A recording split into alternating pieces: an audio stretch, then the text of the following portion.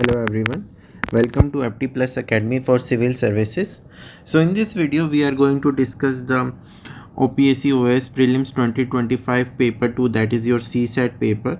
So we will be discussing the type of the questions that have been asked, the level of the questions, the new questions that have been asked in today's paper. So let's begin. So the first thing is regarding the level of the examination. So here we are talking about today's examination, and then we will be comparing it with the last year's paper as well. So if we segregate, अगर हम questions को segregate करें on the basis of easy, moderate and difficult, then we can put 40 questions in the easy category, 15 in the moderate and 25 in the difficult. So we can say that half the paper was easy, half the paper was moderate and difficult. तो अब ये इसका basis क्या है? See, this is a subjective segregation.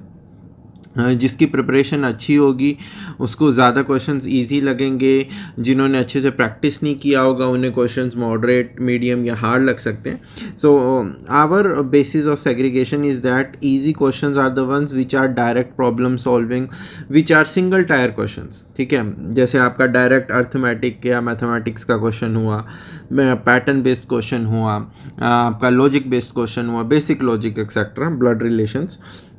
Moderate में वो हैं जहाँ पर आपको मल्टी स्टेटमेंट्स दिख सकती हैं, असर्शन, रीजनिंग दिख सकता है, डाटा सफिशिएंसी वाले क्वेश्चंस होए, मैच वाले क्वेश्चंस होए. और difficult are those which require heavy reading, which require deep calculations.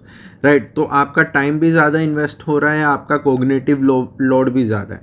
ठीक है, तो वहाँ पर हमने उन क्वेश्चंस को डिफ़िकल्ट में रखा है. तो अब यहाँ पर जो गौर करने वाली चीज़ है, अगर मैं इसको लास्ट ईयर से कंपेयर करूँ तो in the previous year 44 questions were of easy, तो ऑलमोस्ट सेम है, 40 इस साल, 44 लास्ट ईयर.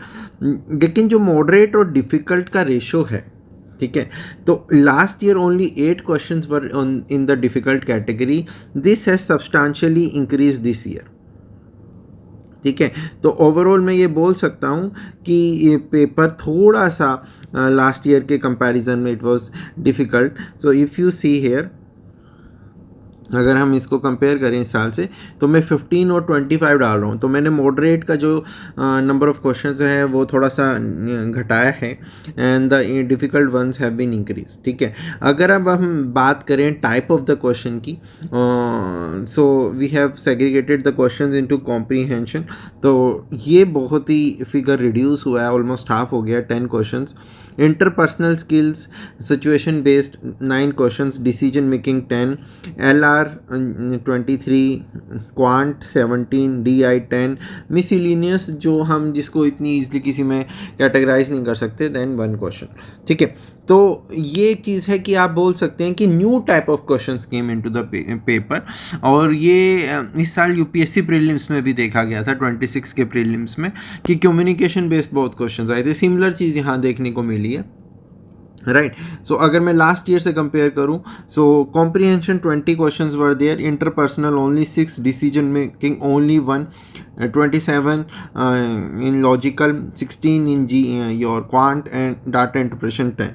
तो ये वाला जो आपका कैटेगरीज़ हैं, ये दोनों कैटेगरीज, इसका जो आप बोल सकते हैं वेटेज है, that has increase substantially. Comprehension का डिक्रीज़ हुआ है, ये दोनों ऑलमोस्ट सेम है, DI का थोड़ा सा डिक्रीज़ हुआ. ठीक है, ओवरऑल हम बोलेंगे कि इंटरपर्सनल स्किल्स, डिसीजन मेकिंग, ये डोमिनेट किया है, एंड उसकी वजह से स्टूडेंट्स को ये चीज़ नहीं लग सकती है. ठीक है, न्यू टाइप ऑफ क्वेश्चंस, तो हैंस डिफ़िकल्टी थोड़ी सी ज़्यादा आप अज्यूम कर सकते हैं.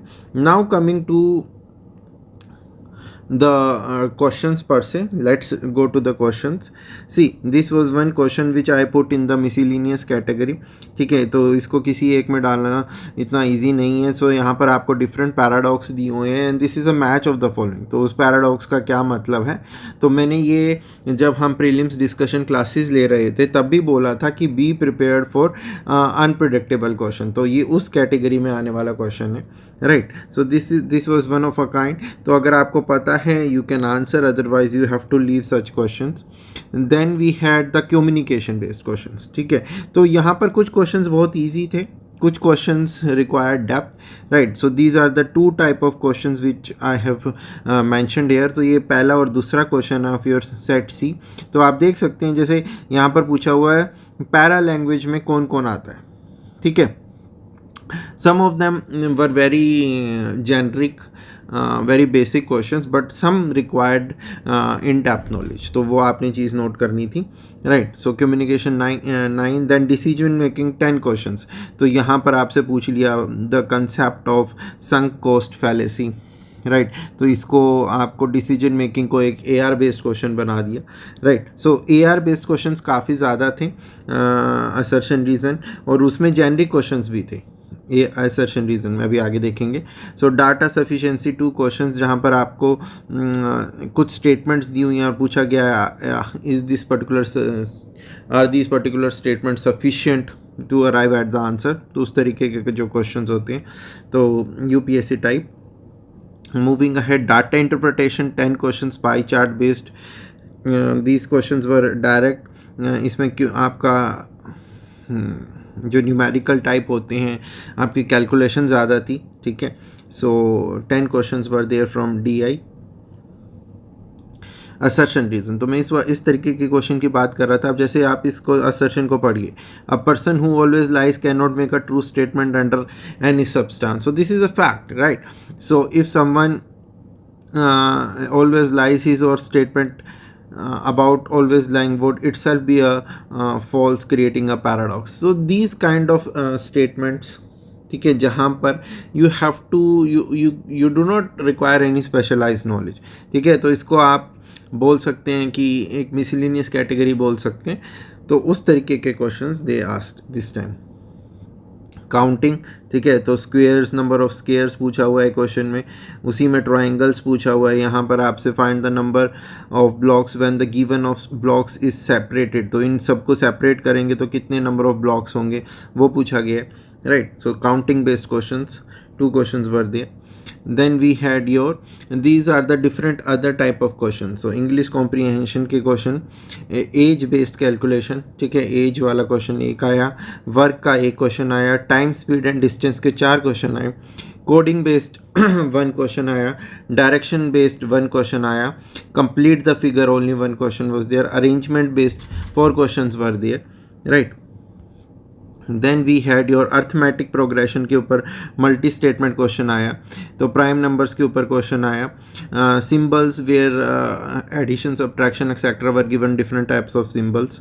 So this relationship that is your family based questions, 3 questions were there. फिर एक रिलेशनशिप होता है जहाँ से आपसे पूछा जाता है इफ़ लाइन बिलोंग्स टू से फॉरेस्ट, वाटर बिलोंग्स टू, उस तरीके का जो रिलेशन बेस्ड क्वेश्चन होता है. कंक्लूजन बेस्ड कि विच कंक्लूजन इज़ वैलिड, उस पर क्वेश्चन था. 2 क्यूब के ऊपर क्वेश्चंस थे, एक पाइप के ऊपर क्वेश्चन था. देन प्राइस के ऊपर 2 क्वेश्चंस थे, वेन डायग्राम के ऊपर 2 क्वेश्चंस थे, कैलेंडर के ऊपर एक क्वेश्चन था, permutation and combination that is factorial के ऊपर एक क्वेश्चन आया था, फैक्टोरियल के ऊपर. सो ये मैंने PDF भी शेयर किया था, तो जिसने भी वो PDF बेसिक फार्मूले वाला फॉलो किया होगा तो वो ईजिली ये क्वेश्चन को कर पाया होगा. प्रोबेबिलिटी पे एक क्वेश्चन था, सीरीज़ के ऊपर 2 क्वेश्चन थे. तो ओवरऑल लगभग सभी जो इम्पोर्टेंट थीम्स हैं एग्जामिनर ने उनको टच किया था, बट जो core differentiator था that was your, I would say, the interpersonal skills, the communication as well as the decision making जो आपके चैप्टर्स हैं. तो इनकी वेटेज मैंने बताया भी था क्लास के दौरान कि इनकी वेटेज अब बढ़ रही है. So the student should prepare for unpredictable questions from these areas, and वही आपके कमीशन ने पेपर सेट करते हुए भी डाला है. Now the question arises what next.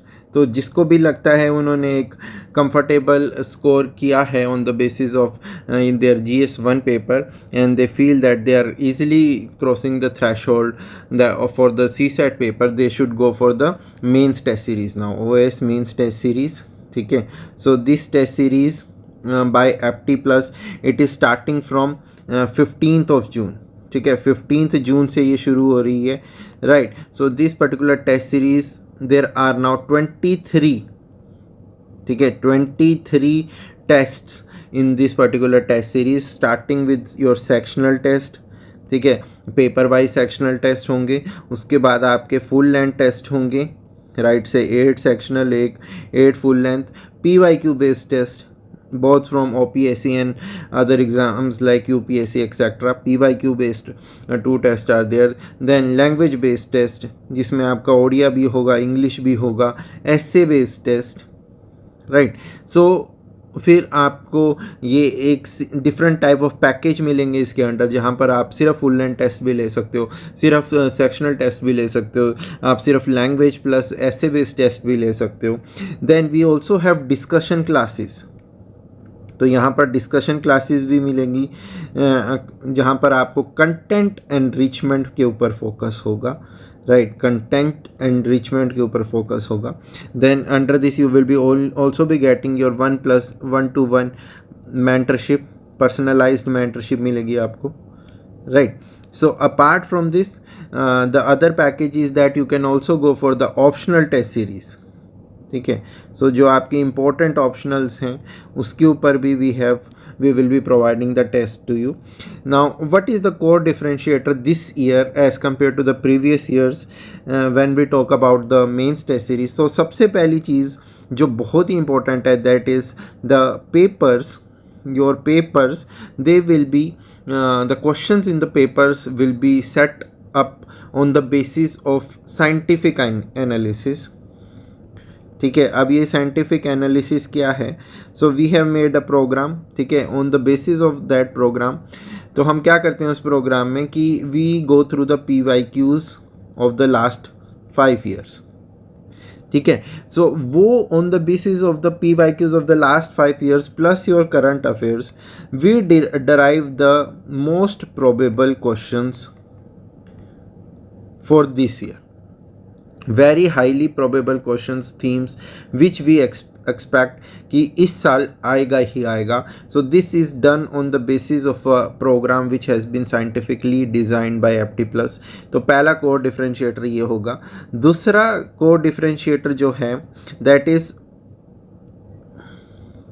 Second, the model answers, ठीक है। अब इसमें क्या डिफरेंस आएगा कि इस बार हम मॉडल आंसर्स जब आपको हम प्रोवाइड करेंगे तो under this you will get why this question is important, why this question, पहली चीज़ ये। दूसरी चीज़ जो आपको देखने को मिलेगी that what keywords you need to mention in the answer. Third कि गिवन वर्ड लिमिट में, चाहे वो 250 वर्ड्स हो चाहे वो 300 वर्ड्स हो, इतने में ही आंसर को कैसे कंप्लीट करना है। We will not be providing you pages of content, we will be providing you model answer within this word limit, so that you can get an idea कि कैसे answer इसी में लिखना है। Apart from this you will be getting value addition material, ठीक है। Within the PDF of the individual test you will be getting value addition points material, जो आप केस स्टडीज़ के रूप में, एग्जांपल्स के यूज़ में बहुत ही आपका अपना कंटेंट को एनरिच कर सकते हैं। So this is regarding the your model answers and the questions. Now coming to the evaluation, evaluation की अगर हम बात करें, इवेल्युएशन में क्या होगा, your copies now will be evaluated on 25 objective parameters, ठीक है, पहली चीज़। और ये एक टेबल होगी, एक टेबुलर फॉर्मेट में आपको हर एक पैरामीटर के लिए, ऑब्जेक्टिव पैरामीटर के लिए एक स्कोर मिलेगा, आपको रिमार्क्स मिलेंगे, right. Also you will be getting analysis of your script vis-a-vis the toppers, ठीक है। तो ये एक पर्सनलाइज्ड हमने इनिशिएटिव शुरू किया है जहाँ पर आपकी आंसर स्क्रिप्ट को कंपेयर किया जाएगा with the answer script of the topper, and you will be getting the analysis in PDF format so that you can make the changes as per the remarks, ठीक है। इसके अलावा you will be getting what are your strengths, weaknesses, ठीक है, missing points in your answers, ठीक है। What next, what should be your target for the next test, कि भाई अपनी परफॉर्मेंस को नेक्स्ट टेस्ट में कैसे किया जाए, उस पर आप काम कर सकते हैं, ठीक है। So for this what I suggest you, please visit the description, जहाँ पर आपको not only you will be getting the answers and the explanation for the C set test, ठीक है, but you will also be getting the mains test series brochure, ठीक है, वो भी आपको प्रोवाइडेड है डिस्क्रिप्शन में in PDF format. So if you have any further doubts you can contact एप्टी plus through the contact numbers that have been provided, और you can also visit the center in Bhubaneswar, or you can also visit the website, right? So thank you everyone and all the best for your prelims results. Best of luck.